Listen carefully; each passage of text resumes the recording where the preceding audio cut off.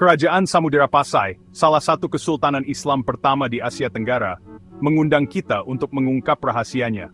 Seperti mimpi yang setengah teringat, kisahnya adalah permadani yang dijalin dari bisikan para pelaut kuno, prasasti lapuk di batu nisan, dan warisan budaya yang masih terasa. Samudera Pasai, yang terletak di pantai utara Sumatera, Indonesia, pernah menguasai jalur maritim Selat Malaka yang ramai. Kerajaan ini lahir dari ambisi, dibentuk oleh pasang surut perdagangan global, dan selamanya ditandai oleh peran pentingnya dalam kedatangan dan penyebaran Islam di Nusantara.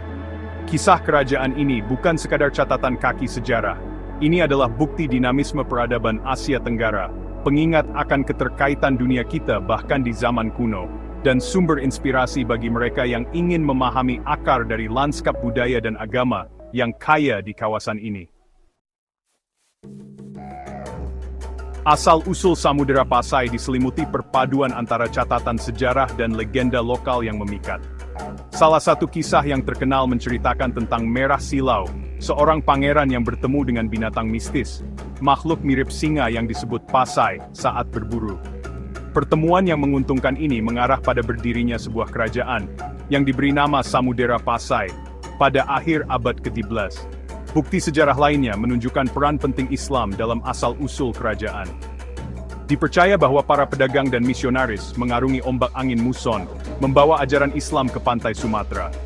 Pertobatan penguasa lokal, Merah Silu, menandai titik balik, memperkuat kehadiran Islam dan meletakkan dasar bagi sebuah kesultanan. Samudera Pasai, yang secara geografis diberkahi oleh lokasinya yang strategis, berada di persimpangan jalur perdagangan yang menguntungkan. Posisi yang menguntungkan ini menarik para pedagang dari berbagai penjuru, mengubah kesultanan menjadi wadah peleburan budaya dan agama yang dinamis. Masuknya pedagang Arab, Persia, dan India tidak hanya membawa barang-barang berharga, tetapi juga memfasilitasi penyebaran pengetahuan dan tradisi Islam, yang semakin membentuk identitas kerajaan yang baru lahir. Samudera Pasai, yang secara strategis terletak di Selat Malaka, dengan cepat naik menjadi pusat kekuatan maritim. Pelabuhannya ramai dengan aktivitas, menyambut kapal-kapal yang syarat dengan rempah-rempah, sutra, porselen, dan logam mulia dari negeri yang jauh. Kekayaan kerajaan tumbuh seiring dengan reputasinya sebagai mitra dagang yang andal dan sumber komoditas yang sangat dicari. Lada, yang dibudidayakan dengan cermat di pedalaman Sumatera, muncul sebagai salah satu komoditas ekspor Pasai yang paling berharga. Rempah-rempah yang pedas ini, batu penjuru masakan global, sampai ke meja-meja Eropa dan Timur Tengah, memperkuat posisi kesultanan dalam jaringan perdagangan internasional yang rumit. Masuknya pedagang tidak hanya membawa kekayaan materi, tetapi juga ide dan teknologi baru. Sifat kosmopolitan kota-kota pelabuhan Pasai mendorong pertukaran budaya, karena para pedagang dari berbagai belahan dunia berbagi adat istiadat, bahasa, dan kepercayaan mereka. Suasana interaksi yang dinamis ini berkontribusi pada reputasi kesultanan sebagai pusat pembelajaran dan inovasi. Penerimaan Samudera Pasai terhadap Islam melampaui sekadar ritual keagamaan. Ia menjadi terjalin erat dengan jalinan intelektual dan budaya kerajaan. Kesultanan muncul sebagai pusat keilmuan Islam yang terkemuka, menarik para cendekiawan dan teolog dari seluruh dunia Islam. Tokoh-tokoh terkemuka ini mendirikan sekolah-sekolah agama dan masjid, mengubah kerajaan menjadi mercusuar pengetahuan Islam di Asia Tenggara. Para pelajar yang ingin mempelajari seluk-beluk hukum Islam, filsafat, dan mistisisme, berbondong-bondong ke Pasai, yang semakin memperkuat reputasinya sebagai pusat pembelajaran. Ajaran para ulama terkenal, yang disebarkan melalui khotbah, risalah, dan debat intelektual yang hidup, meresap ke dalam masyarakat Samudera Pasai. Para penguasa kerajaan, yang menyadari kekuatan pemersatu iman, secara aktif melindungi lembaga-lembaga keagamaan, memastikan berkembangnya kesenian Islam di wilayah mereka. Permadani budaya Samudera Pasai dijalin dari benang-benang rumit, dari berbagai pengaruhnya. Meskipun Islam menjadi landasan identitasnya, lanskap budaya kerajaan tetap merupakan perpaduan yang dinamis antara tradisi asli, pengaruh Arab, dan unsur-unsur yang diserap dari mitra dagangnya. Bahasa Melayu, yang diperkaya dengan masuknya kosakata Arab dan Persia, menemukan ekspresi yang halus di Istana Samudera Pasai. Perpaduan linguistik ini, yang terlihat dalam literatur dan korespondensi resmi kerajaan, menjadi ciri khas dunia Melayu, membentuk tradisi sastra kawasan ini selama berabad-abad yang akan datang. Kemegahan arsitektur Samudera Pasai, meskipun sebagian besar hilang karena kerusakan waktu, tersirat dalam reruntuhan masjid dan istananya. Sisa-sisa ini, yang ditandai dengan perpaduan estetika asli dan motif arsitektur Islam, menjadi bukti kecanggihan budaya kerajaan. Bagian 6. Pilar-pilar Pasai, tokoh-tokoh terkemuka Kesultanan. Sejarah Samudera Pasai dihiasi dengan nama-nama penguasa visioner, ulama saleh, dan pedagang cerdik yang meninggalkan jejak yang tak terlupakan dalam sejarah kerajaan. Tokoh-tokoh ini, melalui kepemimpinan, kebijaksanaan, dan keimanan mereka yang tak tergoyahkan, membentuk nasib kesultanan dan berkontribusi pada warisannya yang abadi. Sultan Malikus Saleh, yang secara luas dianggap sebagai penguasa Muslim pertama Samudera Pasai, memainkan peran penting dalam membangun kredibilitas Islam kerajaan. Pertobatannya ke agama Islam membuka jalan bagi penerimaan agama secara luas dan meletakkan dasar bagi kemunculan Pasai sebagai pusat pembelajaran Islam. Tokoh terkemuka lainnya, Syekh Ismail, seorang ulama terkenal dari Mekah, dianggap memperkenalkan mazhab Syafi'i dalam hukum Islam ke Samudera Pasai. Ajarannya memiliki dampak yang mendalam pada praktik hukum dan agama kerajaan, memperkuat tempatnya dalam dunia Islam yang lebih luas. Bagian 7. Hilal yang pudar, faktor-faktor yang menyebabkan kemunduran Pasai.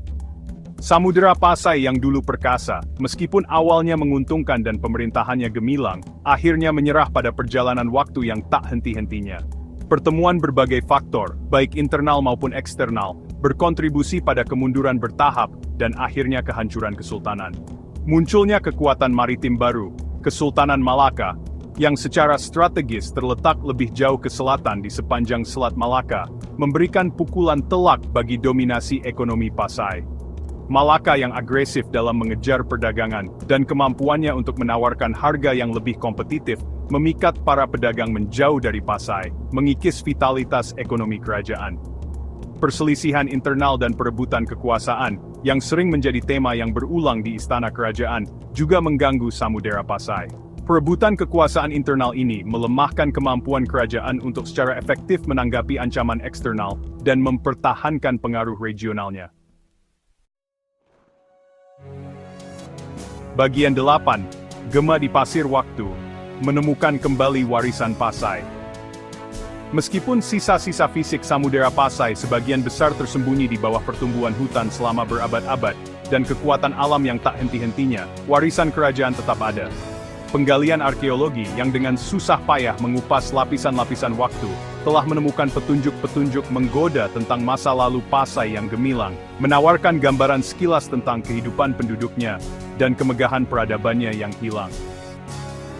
Penemuan batu nisan yang diukir rumit, dihiasi dengan prasasti Arab dan motif yang rumit, memberikan wawasan berharga tentang praktik pemakaman kerajaan dan hubungannya yang mendalam dengan dunia Islam.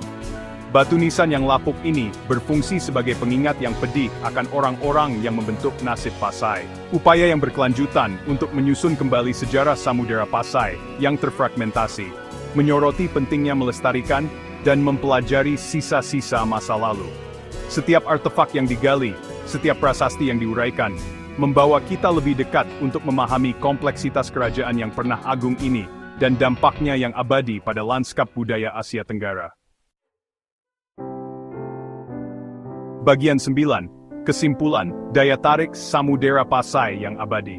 Samudera Pasai, meskipun keberadaan fisiknya telah memudar ke dalam kabut waktu, terus memikat imajinasi kita.